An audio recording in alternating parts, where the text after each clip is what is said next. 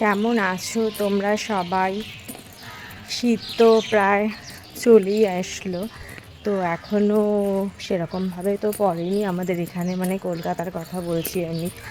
So মোটামুটি আর কি চলছে আর কি, রাতের দিকটায় ঠান্ডা লাগে। সো তোমাদের ওখানে কেমন ঠান্ডা পড়বে জানি না। তো আজকে একটু বেরোচ্ছি আর কি। ফাইনালি এসে পৌঁছলাম সাউথ সিটি মলে।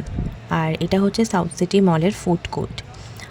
এখানে এসে দেখলাম তুলনামূলকভাবে অন্য দিনের থেকে আজ বেশ ফাঁকা। হতে পারে উইকডেজ চলছে সেই কারণে। আর অ্যাকচুয়ালি কী বলো তো, এই ঠান্ডার মধ্যে না বাইরে ঘোরাঘুরি করতে আমার ঠিক ভালো লাগে না। সো তাই বাইরে ঠান্ডার মধ্যে না ঘুরে এখানে এসে বসলেও কিছুটা ভালো লাগে আর কি। আর ভেতরের অ্যাম্বিয়েন্সটা তো অ্যাজ ইউজুয়াল ভীষণই ভালো।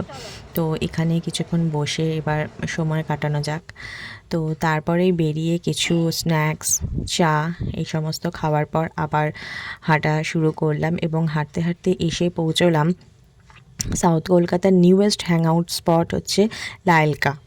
তো লায়লকা মাঠের যে পাশে রাস্তাগুলো ছিল, তো সেইখানে একটা বেশ হ্যাং আউটের জন্য নতুন স্পট রেডি করা হয়েছে। এটা পাটুলি লেক সাইডের মতন অতটা বেশি ক্রাউড না থাকলেও বেশ তাও ভালোই ভিড় হয়।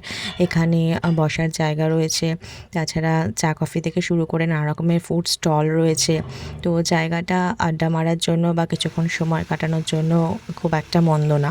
যদিও বা আমার বাড়ি থেকে একদমই কাছে, বাট আসা একদম হয় না। তো আজকে ফেরার পথে পড়লো রাস্তাটা, তো তার জন্য এখান থেকে কিছুক্ষণ ঘুরে তো ফাইনালি এবার হচ্ছে বাড়ি যাওয়ার পালা।